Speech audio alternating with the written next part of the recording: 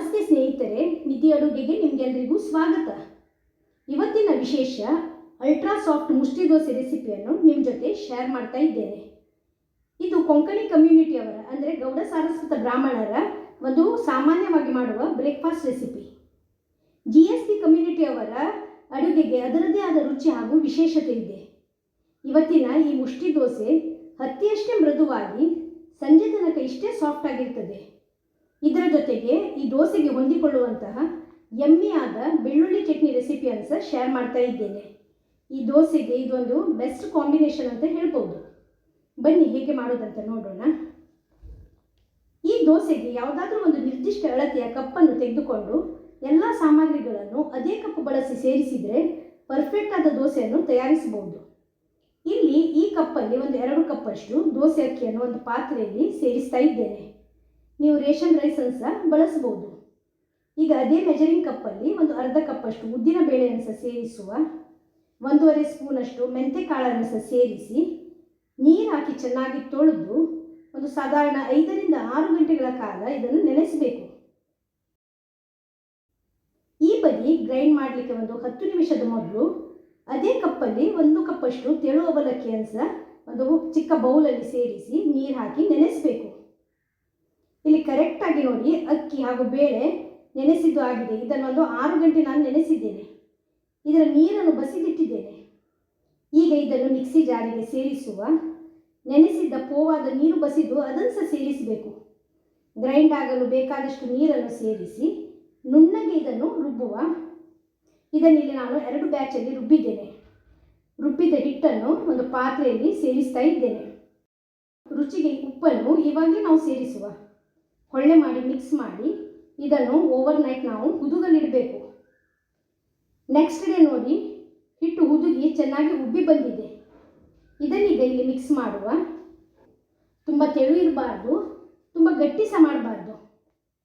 Next ಈಗ ಇದಕ್ಕೆ ಹೊಂದಿಕೊಳ್ಳುವಂಥ ರುಚಿಯಾದ ಬೆಳ್ಳುಳ್ಳಿದ ಚಟ್ನಿಯನ್ನು ತಯಾರಿಸೋಣ.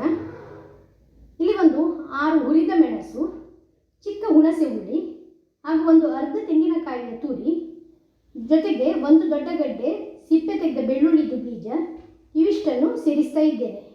ಇದರಲ್ಲಿ ಬೆಳ್ಳುಳ್ಳಿ ಬೀಜ ಇದೆಯಲ್ಲ, ಹುರಿದು ಗ್ರೈಂಡ್ ಮಾಡಲಿಕ್ಕಿದೆ. ಹಾಗಾಗಿ ಒಂದು ಚಿಕ್ಕ ಕಡಾಯಿಯನ್ನು ಗ್ಯಾಸಲ್ಲಿಟ್ಟು ಫ್ಲೇಮ್ ಆನ್ ಮಾಡಿ 1 ಸ್ಪೂನಷ್ಟು ತುಪ್ಪವನ್ನು ಕಡಾಯಿಯಲ್ಲಿ ಸೇರಿಸುವ. ಬಿಸಿಯಾದ ತಕ್ಷಣ ತೆಗೆದಿಟ್ಟ ಬೆಳ್ಳುಳ್ಳಿ ಬೀಜವನ್ನು ಸೇರಿಸಿ ಕೆಂಪಗೆ ಹುರಿಬೇಕು. ಮೀಡಿಯಂ ಫ್ಲೇಮಲ್ಲಿ ಚೆನ್ನಾಗಿ ಕೆಂಪಗೆ ಫ್ರೈ ಆಗಿ ಕಲರ್ ಚೇಂಜ್ ಆಗಿ ಒಳ್ಳೆ ಘಮ ಬರುವವರೆಗೆ ನಾವು ಇದನ್ನು ಹುರಿಬೇಕು. ಇಲ್ಲಿ ಬೆಳ್ಳುಳ್ಳಿ ಕೆಂಪಗಾಗಿದೆ. ಇಷ್ಟಾಗುವಾಗ ಗ್ಯಾಸ್ ಫ್ಲೇಮನ್ನು ಆಫ್ ಮಾಡುವ. ತೆಗೆದಿಟ್ಟ ಈ ಸಾಮಗ್ರಿಗಳನ್ನು ಒಂದೊಂದಾಗಿಯೇ ನಾವು ಈಗ ಮಿಕ್ಸಿ ಜಾರಲ್ಲಿ ಸೇರಿಸಬೇಕು. ತೆಂಗಿನ ತುರಿ, ಹುರಿದ ಮೆಣಸು, ಹುಳಿ ಹಾಗೂ ರೋಸ್ಟ್ ಮಾಡಿಟ್ಟ ಬೆಳ್ಳುಳ್ಳಿ ಬೀಜ, ರುಚಿಗೆ ಉಪ್ಪು ಹಾಗೂ ಅಗತ್ಯಕ್ಕೆ ಬೇಕಾದಷ್ಟು ನೀರನ್ನು ಸೇರಿಸಿ ನುಣ್ಣಗೆ ಹಾಗೂ ಸ್ವಲ್ಪ ಗಟ್ಟಿಯಾಗಿ ಇದನ್ನು ರುಬ್ಬಿಕೊಳ್ಬೇಕು. ಚಟ್ನಿ ರುಬ್ಬಿದು ಆಗಿದೆ. ಇದನ್ನಿಲ್ಲಿ ಅದೇ ತುಪ್ಪದ ಬಾಣಲೆಯಲ್ಲಿ ಸೇರಿಸಿಟ್ಟಿದ್ದೇನೆ. ನೋಡಿ, ಈ ಹದದಲ್ಲಿರಬೇಕು. ನೀವಿದನ್ನು ಸ್ವಲ್ಪ ಬಿಸಿ ಮಾಡಿ ಒಂದು 2-3 ನಿಮಿಷ ಗ್ಯಾಸಲ್ಲಿಟ್ಟು ಬಿಸಿ ಮಾಡಿ ಸ್ವಲ್ಪ ಗಟ್ಟಿ ಮಾಡಿ ತೆಗೆದಿಟ್ಟರೆ ಒಂದು 2-3 ದಿನ ತನಕ ಫ್ರೆಶ್ ಆಗಿರ್ತದೆ. ಟ್ರಾವೆಲಿಂಗ್ ಇದು ಸಮಯದಲ್ಲಿ ನೀವು ಇದನ್ನು ಉಪಯೋಗಿಸ್ಬೋದು. ಈಗ ಬಿಸಿ ಬಿಸಿ ದೋಸೆಯನ್ನು ಕಾಯಿಸುವ. ಕಾದ ಕಾವಲಿಯಲ್ಲಿ ಸ್ವಲ್ಪ ಎಣ್ಣೆ ಹಚ್ಚಿ ಒರೆಸಿಟ್ಕೊಳ್ಬೇಕು. 1 ದೊಡ್ಡ ಸೌಟಷ್ಟು ಹಿಟ್ಟನ್ನು ಸ್ವಲ್ಪವೇ ಸ್ಪ್ರೆಡ್ ಮಾಡುವ. ಸ್ವಲ್ಪ ಎಣ್ಣೆಯನ್ನು ದೋಸೆಯ ಮೇಲೆ ಹಾಗೂ ಸುತ್ತಲೂ ಸೇರಿಸಿ ಲಿಡ್ ಮುಚ್ಚಿ 1 ರಿಂದ 2 ನಿಮಿಷ ಮೀಡಿಯಂ ಫ್ಲೇಮಲ್ಲಿ ಕಾಯಿಸಬೇಕು.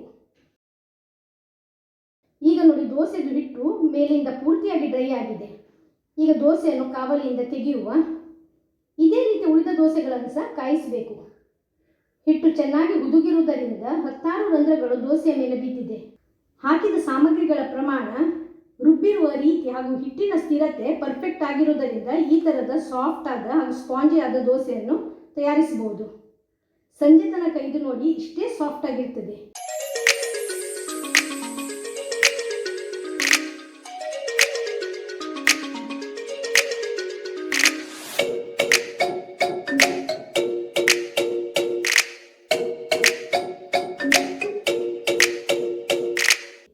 ಈಗ ಕಾದ ದೋಸೆಯನ್ನು ನಾವು ಆಗಲೇ ತಯಾರಿಸಿದ ಚಟ್ನಿ ಜೊತೆಗೆ ಸರ್ವ್ ಮಾಡುವ.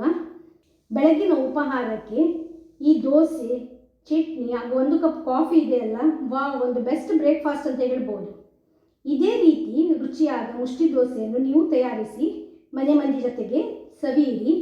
ಹೇಗಾಗಿದೆ ಅಂತ ನಿಮ್ಮ ಅಭಿಪ್ರಾಯವನ್ನು ಕಮೆಂಟ್ ಸೆಕ್ಷನಲ್ಲಿ ತಿಳಿಸಿ.